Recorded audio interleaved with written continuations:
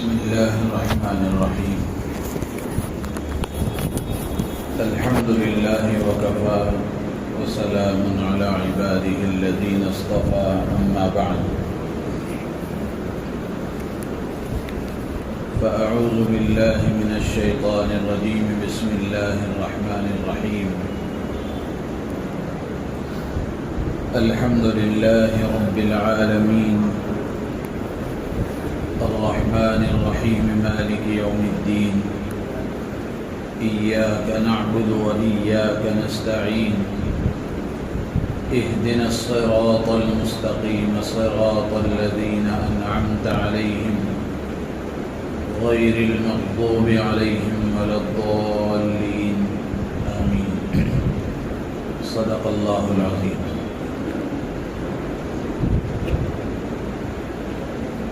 محترم بزرگ و عزیز دوستو، سورہ فاتحہ کی پہلی آیت سے متعلق آپ حضرات کے سامنے گفتگو ہو رہی ہے.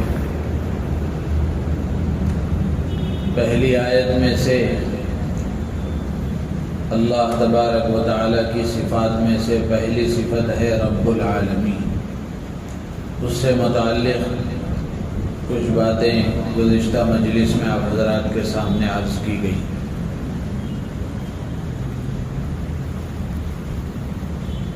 رب العالمین سے ہی متعلق کچھ باتیں اس وقت آپ حضرات کے سامنے عرض کی جائیں گی.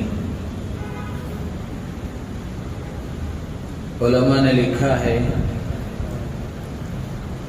کہ ربوبیت کی 5 نشانیاں ہیں، یعنی رب ہونے کے لیے 5 نشانیاں ہیں. پہلی نشانی ہے پیدا کرنا، خالق ہونا.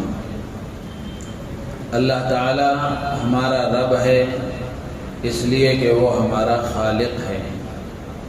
اس نے انسان کو پیدا کیا، جنات کو پیدا کیا، فرشتوں کو پیدا کیا، چاند و سورج، آسمان و زمین، دریاؤں، ہواؤں، فضاؤں اور کائنات کے ذرے ذرے کو اللہ نے پیدا کیا.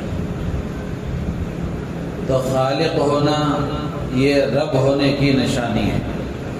قرآن پاک میں اللہ تعالیٰ نے فرمایا اللہ خالق کل شیء. اللہ تعالیٰ ہر چیز کا خالق ہے، ہر چیز کو پیدا کرنے والا ہے. کیسا پیدا کرنے والا ہے؟ بہت ساری جگہوں پر اللہ تعالیٰ نے فرمایا کہ اللہ تبارک و تعالیٰ بغیر نمونے کے پیدا کرنے والا. آسمان کا کوئی نمونہ نہیں تھا، اللہ نے آسمان پیدا فرمایا. زمین کا کوئی نمونہ نہیں تھا، اللہ نے زمین کو پیدا فرمایا. انسان کا کوئی سیمپل نہیں تھا، اللہ نے انسان کو پیدا فرمایا. ایسے ہی کائنات کی ہر چیز، اسی کو اللہ فرماتے ہیں بدیع السماوات والارض، کہ بغیر نمونے کے پیدا کرنے والا. تو یہ پہلی نشانی ہے رب ہونے کی، کہ رب ہونے کے لیے خالق ہونا شرط ہے، پیدا کرنا شرط ہے. اور دوسری نشانی ہے رزق کا دینا. اللہ تبارک و تعالی ہمارا رب ہے اس لیے کہ وہ ہمارا رازق ہے. اللہ تعالی انسانوں کو بھی رزق پہنچاتے ہیں، جنات کو بھی رزق پہنچاتے ہیں، اور کائنات کی ہر مخلوق کو اللہ تعالی رزق پہنچاتے ہیں. قرآن پاک میں اللہ تعالیٰ نے فرمایا وَمَا مِن دَابَّةٍ فِي الْأَرْضِ إِلَّا عَلَى اللَّهِ رِزْقُهَا. زمین پر جو بھی جاندار ہے ہر ایک کا رزق اللہ کے ذمے میں ہے. ہر ایک کو اللہ روزی پہنچاتے ہیں، ہر ایک کو رزق دیتے ہیں. تو اللہ تعالیٰ رزاق ہیں، رازق ہیں، روزی دینے والے ہیں. اور سب کو اللہ تعالیٰ روزی دے رہے ہیں، ہر مخلوق کو اللہ روزی دے رہے ہیں. زمین پر بسنے والی مخلوق کو بھی اللہ روزی دے رہے ہیں، سمندروں میں رہنے والی مخلوقات کو بھی اللہ روزی دے رہے ہیں۔ زمین پر جتنی مخلوقات ہیں سمندروں میں اس سے زیادہ مخلوقات ہیں۔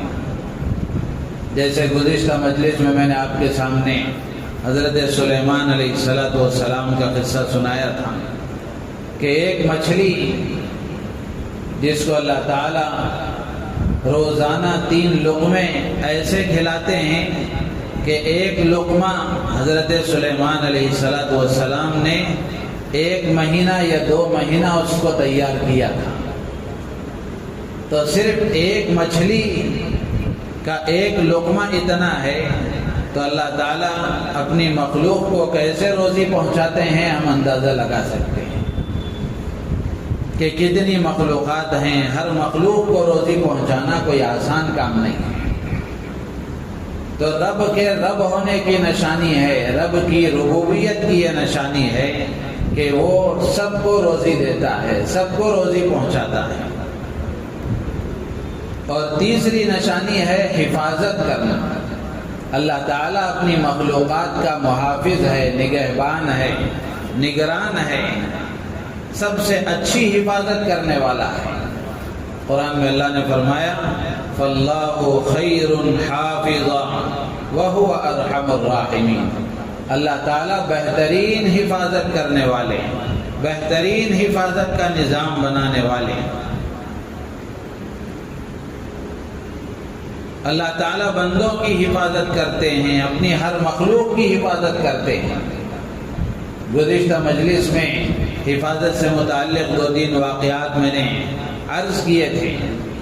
تو ایسے آدمی روزمرہ اپنی آنکھوں سے دیکھتا ہے کہ اللہ تعالیٰ اپنی حفاظت کا کیسا نظام بناتے ہیں۔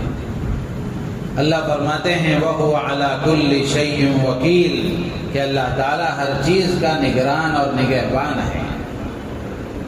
تو یہ رب کے رب ہونے کی تیسری نشانی ہے حفاظت کرنا۔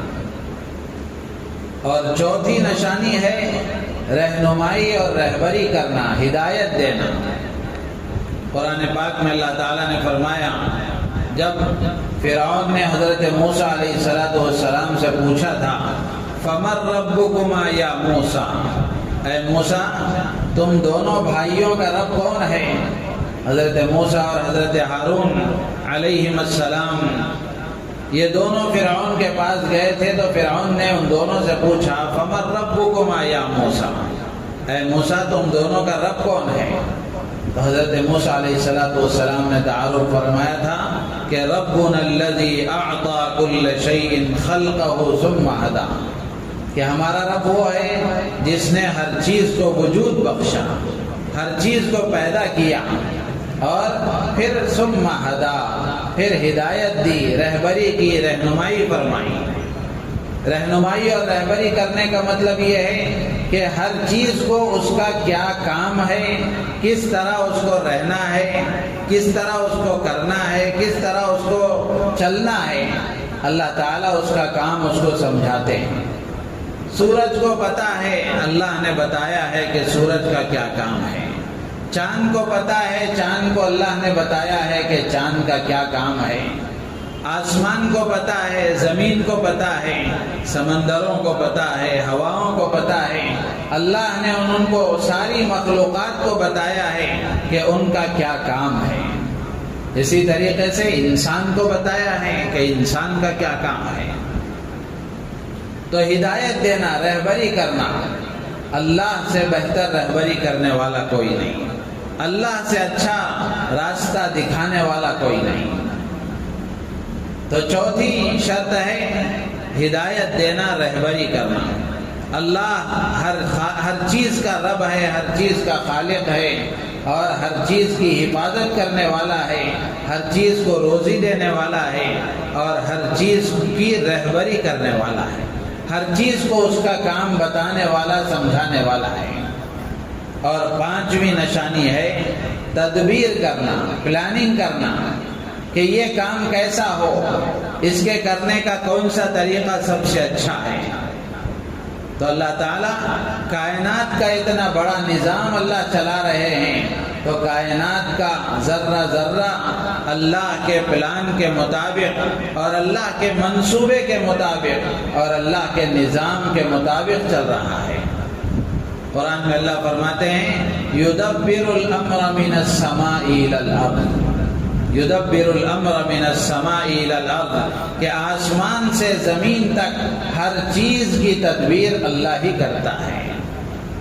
آپ دیکھ لیں کتنا شاندار نظام اللہ نے سورج کا بنایا، کتنا شاندار نظام اللہ نے چاند کا بنایا، کتنا شاندار نظام اللہ نے آسمان کا زمین کا بنایا، کتنا شاندار نظام اللہ نے دریاؤں کا سمندروں کا بنایا، کتنا شاندار اللہ نے نظام درختوں کا باغوں کا پہاڑوں کا اللہ نے بنایا۔ تو یہ نظام تدبیر کرنے والا تو رب کے رب ہونے کی نشانی ہے کہ وہ ہر چیز کی تدبیر کرتا ہے، ہر چیز کا پلان بناتا ہے اور ہر چیز کا نظام سنبھالتا ہے۔ تو میرے عزیز و دوستو بزرگو، رب کا مطلب ہے کہ رب وہ ہے جو ساری مخلوقات کو پیدا کرنے والا، ساری مخلوقات کو روزی دینے والا، ساری مخلوقات کی حفاظت کرنے والا اور ساری مخلوقات کی رہبری کرنے والا اور ساری مخلوقات کی اور سارے نظام کی پلاننگ کرنے والا، تدبیر کرنے والا، منصوبے بنانے والا۔ ایک تدبیر حضرت موسیٰ علیہ السلام نے فرعون کے سوال پر چند جوابات دیے ہیں۔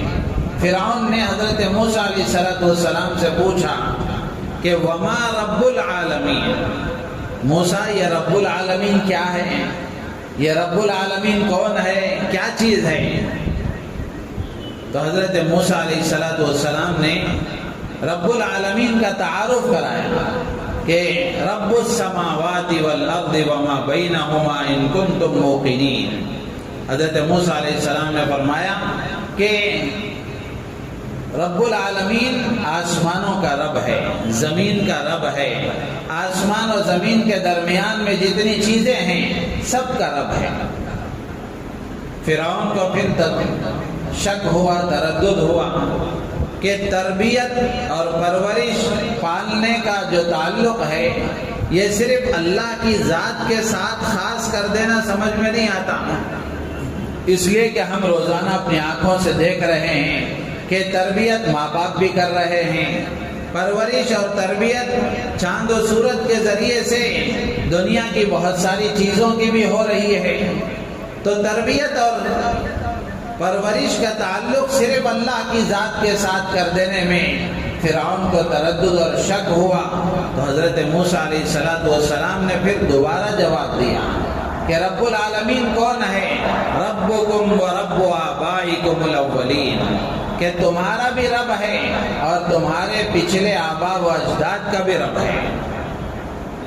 پھر تیسری مرتبہ حضرت موسیٰ علیہ السلام نے رب العالمین کا تعارف کرایا، رب المشرق والمغرب وما بینہما ان کنتم تعقلون، کہ مشرق کا رب ہے، مغرب کا رب ہے، ان دونوں کے درمیان کی ساری چیزوں کا رب ہے۔ آپ غور کر کے دیکھیں ان تین آیتوں میں حضرت موسیٰ علیہ السلام نے اللہ کی ربوبیت کا ایسا جامع تعارف کرایا۔ پہلی آیت میں حضرت موسیٰ علیہ السلام نے بتایا کہ اللہ کی ربوبیت کائنات کی تمام جگہوں کو گھیری ہوئی ہے، آسمانوں کا بھی رب وہی ہے، زمین کا بھی رب وہی ہے، ان دونوں کے درمیان کی چیزوں کا بھی رب وہی ہے، زمین زمین کے نیچے جو کچھ ہے، آسمان آسمان کے اوپر جو کچھ ہے اور ان دونوں کے درمیان میں جو کچھ ہے، یعنی اللہ کی ربوبیت کا تعلق ہر جگہ کے ساتھ ہے، کوئی جگہ اللہ کی ربوبیت سے خالی نہیں ہے۔ تو تمام مکانوں کو، تمام جگہوں کو اللہ کی ربوبیت گھیری ہوئی ہے۔ اور پھر اسی طریقے سے دوسری آیت میں حضرت موسیٰ علیہ السلام نے بتایا کہ اللہ تمہارا بھی رب ہے اور تمہارے پچھلے آبا و اجداد کا بھی رب ہے۔ تو اس میں حضرت موسیٰ علیہ السلام نے اللہ کی ربوبیت کو تمام زمانوں کے ساتھ بتایا کہ اللہ کی ربوبیت ماضی میں بھی تھی، حال میں بھی ہے، مستقبل میں بھی ہے، یعنی پہلے بھی اللہ کی ربوبیت تھی۔ ایسا نہیں ہے کہ ماں باپ تمہاری تربیت کر رہے ہیں، ماں باپ تمہاری پرورش کر رہے ہیں، تو یہ ماں باپ کی تربیت اور ماں باپ کی پرورش یہ اصلی اور حقیقی اور ذاتی نہیں ہے، بلکہ یہ اللہ ہی کا عطیہ ہے، اللہ ہی کی دین ہے۔ اللہ نے ہی ان کو ان کے دل میں یہ بات ڈالی ہے، تب جا کر وہ تربیت اور پرورش کر رہے ہیں، تو نتیجے میں یہ تربیت بھی اللہ ہی کی ہے۔ تو اللہ تبارک و تعالیٰ کی ربوبیت تمام زمانوں کو گھیری ہوئی ہے، ماضی میں بھی، پاسٹ میں بھی، اور پریزنٹ میں، حال میں بھی، اور فیوچر مستقبل میں بھی اللہ کی ربوبیت تمام زمانوں کے ساتھ ہے۔ اور اسی طریقے سے یہ نظر آتا ہے کہ کھیتیاں پھلتی ہیں، پھولتی ہیں، سردی اور گرمی کا موسم آتا ہے، تو اس میں چاند سورج کا بڑا فرق ہے، چاند سورج کا بڑا دخل ہے، تو تربیت کا تعلق ان کے ساتھ بھی ہے۔ تو حضرت موسیٰ علیہ السلام نے رب المشرق والمغرب وما بینہما ان کنتم تعقلون کے ذریعے سے یہ بتایا کہ تمام حالات میں، تمام تغیرات اور تبدیلیوں میں اللہ کی ربوبیت شامل ہے، اس لیے کہ سورج کے اندر نور پیدا کرنے والا، روشنی پیدا کرنے والا بھی اللہ ہے، اس کے اندر گرمی پیدا کرنے والا بھی اللہ ہے، چاند کے اندر نور اور روشنی پیدا کرنے والا بھی اللہ ہے، اس کے اندر ٹھنڈک پیدا کرنے والا بھی اللہ ہے۔ تو اس کے ذریعے سے کھیتیوں کی تربیت اور پرورش کا نظام، اور اس کے ذریعے سے دنیا کی چیزوں میں تبدیلیوں کا جو نظام ہے، یہ بھی اللہ ہی کا چلایا ہوا ہے۔ تو گویا اللہ کی ربوبیت تمام مکانوں اور جگہوں کو، تمام زمانوں کو اور تمام حالتوں کو گھیری ہوئی ہے، کوئی چیز اللہ کی ربوبیت سے باہر نہیں ہے۔ تو اللہ ہی ہے جو ساری مخلوقات کا رب ہے، سب کو پالتا ہے، سب کی پرورش کرتا ہے، سب کا خالق ہے اور سب کا رازق ہے۔ ایک بات یہاں سمجھنے کی یہ ہے کہ خالق اور مخلوق کی پرورش میں فرق ہے۔ خالق اور مخلوق کی پرورش میں 6 فرق علماء نے لکھے ہیں۔ پہلی بات یہ ہے کہ ایک انسان دوسرے انسان کی پرورش کرتا ہے، اس کی ضرورت کو پورا کرتا ہے، اس کے کام آتا ہے، تو وہ کسی نہ کسی غرض کی وجہ سے کرتا ہے، اس کے ساتھ کوئی نہ کوئی اس کا مفاد وابستہ ہوتا ہے، کوئی نہ کوئی اس کی غرض ہوتی ہے، اس لیے وہ اس کی پرورش کرتا ہے۔ جیسے ماں باپ اولاد کی پرورش کرتے ہیں، اولاد کی تربیت کرتے ہیں، اس میں ان کی غرض یہ ہوتی ہے کہ اگر ہم اپنی اولاد کی تربیت کریں گے، پرورش کریں گے، یہ ہمارے لیے بڑھاپے کا سہارا بنے گی، آگے چل کر ہمارے ہاتھ پاؤں بنے گی، ہمارے بازو بنیں گے، ہمارے کام آئیں گے۔ تو اس مقصد کے خاطر ماں باپ اولاد کی تربیت کرتے ہیں، مالدار غریبوں کی ضرورتوں کو پورا کرتے ہیں، ان کی تربیت اور پرورش کرتے ہیں، ان کی ضرورت کے موقع پر ان کے کام آتے ہیں۔ تو اس میں ان کی غرض اور ان کا مقصد یہ ہوتا ہے کہ لوگ ہمیں سخی کہیں، مالدار کہیں، دینے والا کہیں، عطا کرنے والا کہیں، یا پھر اچھی نیت ہو تو مقصد یہ ہوتا ہے کہ ہم اللہ کے بندوں کی ضرورتوں کو پورا کریں گے تو آخرت میں ہمیں اجر ملے، اللہ کی رضا ملے، آخرت میں بدلہ ملے، یہ بھی ایک غرض ہے۔ اسی طریقے سے بادشاہ اپنے ماتحتوں کی تربیت کرتا ہے، ان کی پرورش کرتا ہے، آقا اپنے غلام کی پرورش کرتا ہے، اس میں بھی ان کے مقاصد ہیں، اغراض ہیں، ان سے جو فائدہ ان کو حاصل ہو رہا ہے، غلام آقا کی خدمت کر رہا ہے۔ بادشاہ اپنے ماتحتوں کی پرورش کرتا ہے، اس لیے کہ بادشاہت کے چلانے میں یہ ماتحت معاون اور مددگار ہیں، اگر یہ نہ ہو تو بادشاہت کون چلائے گا، کام کون کرے گا، اس لیے بادشاہ ان کی پرورش کرتا ہے۔ تو غرض ایک انسان دوسرے انسان کی پرورش کرتا ہے تو اس میں کوئی نہ کوئی غرض ہوتی ہے، کوئی نہ کوئی مفاد ہوتا ہے۔ تنہا اللہ کی ذات ایسی ہے جو بغیر کسی غرض کے اپنی مخلوقات کی پرورش کرتی ہے۔ اللہ کو بندوں سے کوئی غرض نہیں ہے۔ اللہ تعالیٰ بغیر کسی غرض اور مقصد کے اپنے بندوں کی پرورش کرتے ہیں۔ دوسرا فرق یہ ہے کہ آدمی خرچ کرتا ہے مال دوسرے کی پرورش کے لیے، دوسرے کی تربیت کے لیے، تو ظاہر سی بات ہے مال خرچ کرتا ہے تو مال میں کمی آتی ہے، مال ختم ہوتا ہے۔ لیکن اللہ کی ذات وہ ہے کہ اللہ تبارک و تعالی بندوں کی اور اپنی مخلوقات کی پرورش کے لیے خرچ کرتا ہے، اس کے خزانوں میں کوئی کمی نہیں آتی، اس کے خزانوں میں کوئی کمی نہیں آتی، بلکہ اس کے خزانے ہمیشہ بھرے ہوئے ہیں، اس کے خزانے ہمیشہ لوگوں کی ضرورتوں کو پورا کرنے کے لیے کھلے ہوئے ہیں۔ دنیا میں ہم دیکھتے ہیں آدمی کی آمدنی کم ہو جائے تو آدمی کیا کرتا ہے، اپنی فیکٹری سے کچھ ملازموں کو نکال دیتا ہے، کچھ خادموں کو نکال دیتا ہے، اس لیے کہ آمدنی اتنی نہیں ہے، اب ہم تمہاری پرورش نہیں کر سکتے، تمہارے ضرورتوں کو پورا نہیں کر سکتے۔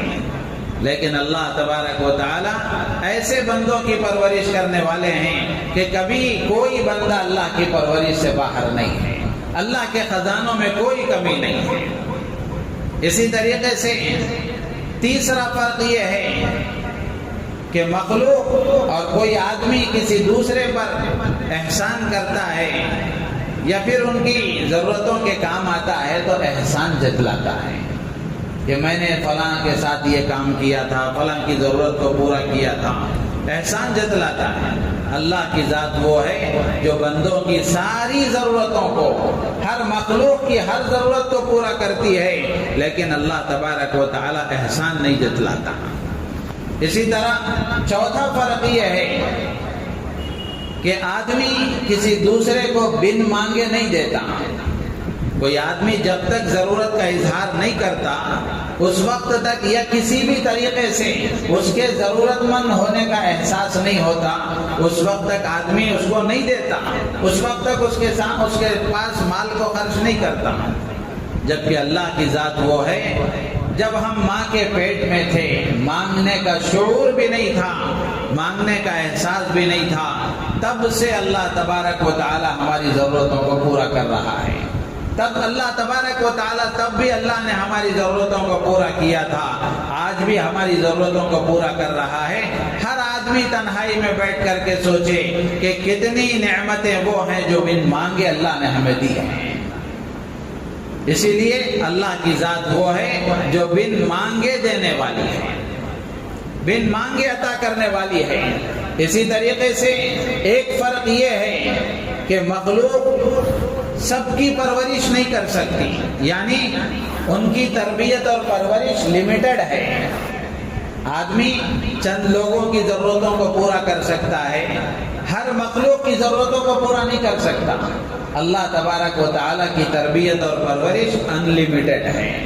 جیسے حضرت سلیمان علیہ السلام کا قصہ آپ لے لیں کہ حضرت سلیمان علیہ السلام نے اللہ سے درخواست کی تھی کہ اللہ میں تیرے مخلوق کی دعوت کرنا چاہتا ہوں، لیکن حضرت سلیمان علیہ السلام نہیں کر سکے، اس لیے کہ سب کی پرورش کرنا، سب کی ضرورتوں کو پورا کرنا یہ ہر ایک کے بس کی بات نہیں ہے، یہ اللہ ہی کی طاقت اور قدرت ہے کہ اللہ ہی سب کی ضرورتوں کو پورا کرتے ہیں۔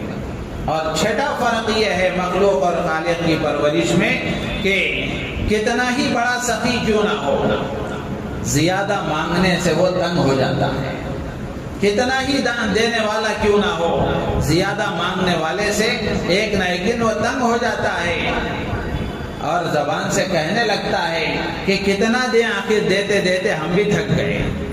لیکن اللہ کی ذات وہ ذات ہے کہ بندہ جتنا اس سے مانگ لے، جتنا زیادہ اس سے مانگے، اللہ تبارک و تعالی کبھی اس سے بیزار نہیں ہوتے، بلکہ زیادہ مانگنے والے سے اللہ خوش ہوتے ہیں۔ کیسا عجیب ہمارا پروردگار، کیسا رحیم ہمارا پروردگار ہے کہ جو زیادہ مانگتا ہے اللہ اس سے خوش ہوتے ہیں، اور جو نہیں مانگتا اللہ اس سے ناراض ہو جاتے ہیں۔ حدیث میں اللہ کے نبی علیہ السلام نے فرمایا من لم يسأل اللہ یغضب علیہ، کہ جو اللہ سے نہیں مانگتا اللہ اس سے ناراض ہو جاتے ہیں۔ تو اس لیے یہ مخلوق اور خالق کی پرورش کے درمیان، مخلوق اور خالق کی تربیت کے درمیان فرق ہے۔ اللہ تبارک و تعالی ہمارا رب ہے، ساری کائنات کا رب ہے، ہر چیز کا رب ہے۔ تو اب رب کے کچھ تقاضے بھی ہیں، رب کے رب ہونے کی نشانی آپ کے سامنے عرض کی گئی، اسی طریقے سے رب کے رب ہونے کے کچھ تقاضے بھی ہیں۔ ان تقاضوں کو اگر ہم سمجھیں گے اور اس کے مطابق عمل کریں گے تو پھر دنیا بھی ہماری اچھی ہوگی، آخرت بھی ہماری اچھی ہوگی۔ مختصر ان تقاضوں کو بھی آپ کے سامنے اس وقت عرض کر دیں گے کہ رب کے رب ہونے کا پہلا تقاضا یہ ہے کہ جو رب ساری کائنات کی پرورش کرتا ہے، ہر مخلوق کو روزی دیتا ہے، ہر مخلوق کی حفاظت کرتا ہے، ہر مخلوق کی رہبری کرتا ہے، ہر مخلوق کا نظام بناتا ہے، چلاتا ہے، تو وہی اس قابل ہے کہ اس کی عبادت کی جائے۔ یہ پہلا تقاضا ہے رب کے رب ہونے کا کہ صرف اور صرف اسی کی عبادت کی جائے، کسی اور کی عبادت نہ کی جائے۔ اسی لیے قرآن میں اللہ نے فرمایا یا ایھا الناس اعبدوا ربکم الذی خلقکم والذین من قبلکم لعلکم تتقون، اے لوگو عبادت کرو اس رب کی جس نے تمہیں پیدا کیا، تم سے پہلے لوگوں کو پیدا کیا۔ تو اللہ تبارک و تعالیٰ کا یہ پہلا حق ہے، اور رب کے رب ہونے کا پہلا تقاضا یہ ہے کہ صرف اسی کی عبادت کی جائے۔ اور کب تک عبادت کی جائے؟ زندگی کی آخری سانس تک عبادت کی جائے۔ اللہ نے اپنے نبی حضرت محمد رسول اللہ صلی اللہ تعالی علیہ وسلم سے فرمایا وَاعْبُدْ رَبَّكَ حَتَّى يَأْتِيَكَ الْيَقِينُ، اپنے پروردگار اور اپنے رب کی عبادت کیجئے یہاں تک کہ موت آ جائے، یعنی موت تک عبادت کیجئے۔ تو صرف اسی کی عبادت کی جائے گی، جو رب ہے صرف اسی کی عبادت کی جائے گی۔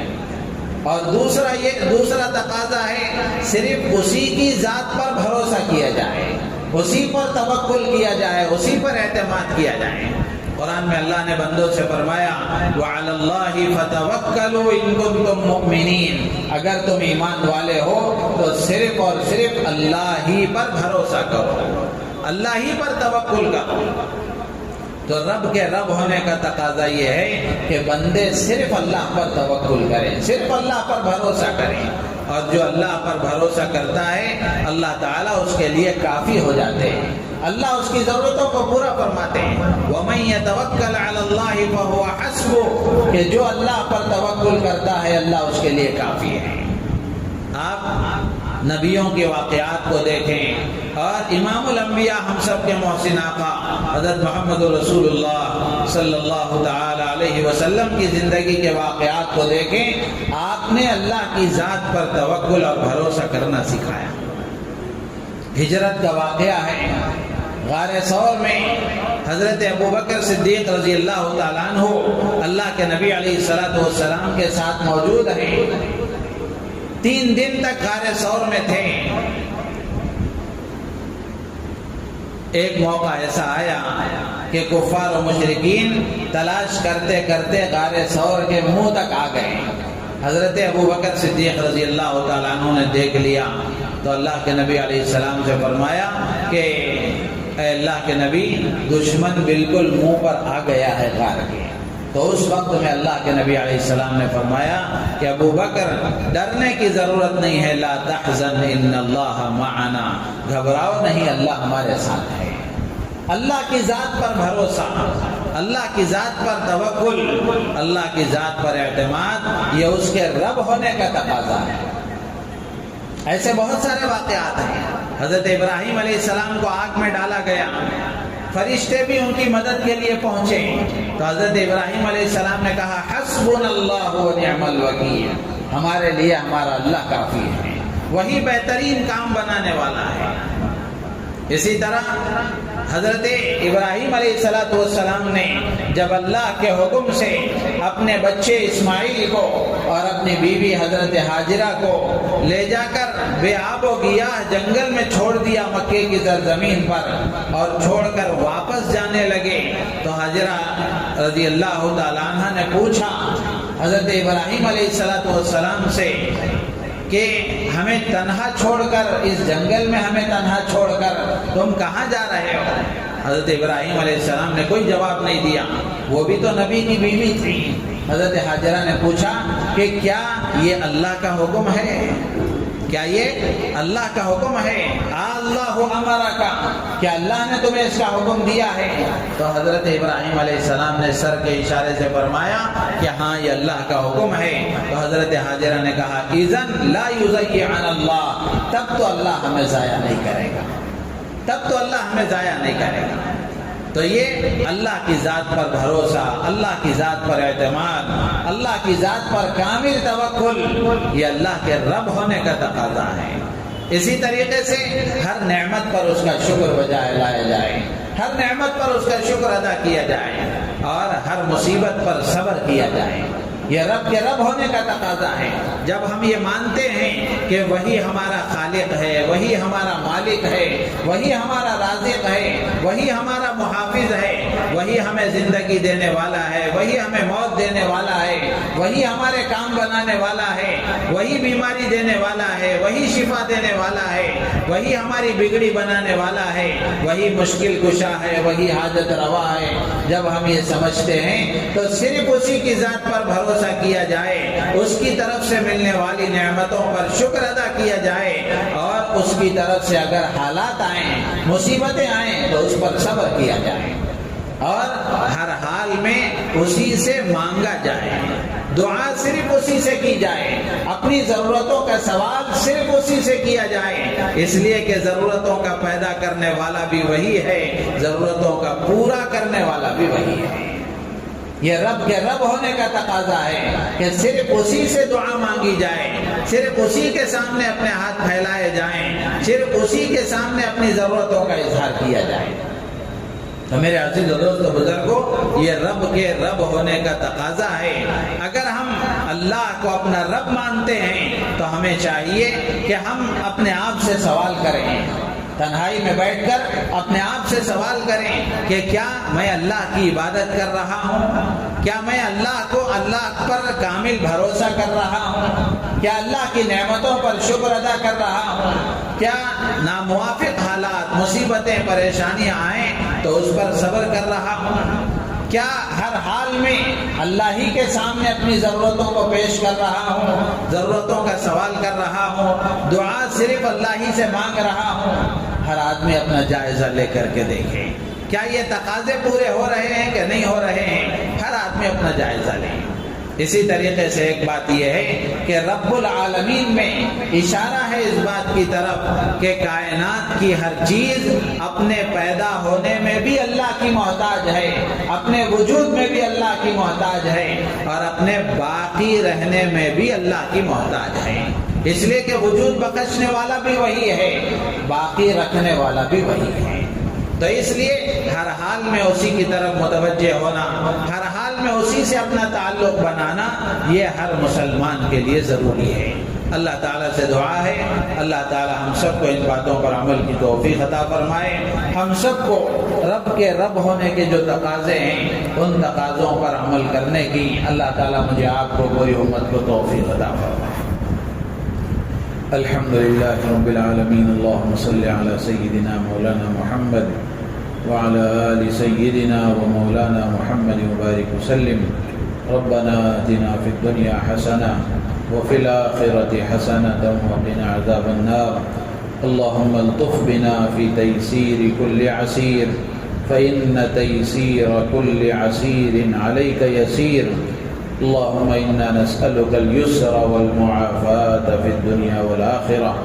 صل وسلم وبارك على حبيبك سيدنا محمد وعلى آله وأصحابه أجمعين، والحمد لله رب العالمين۔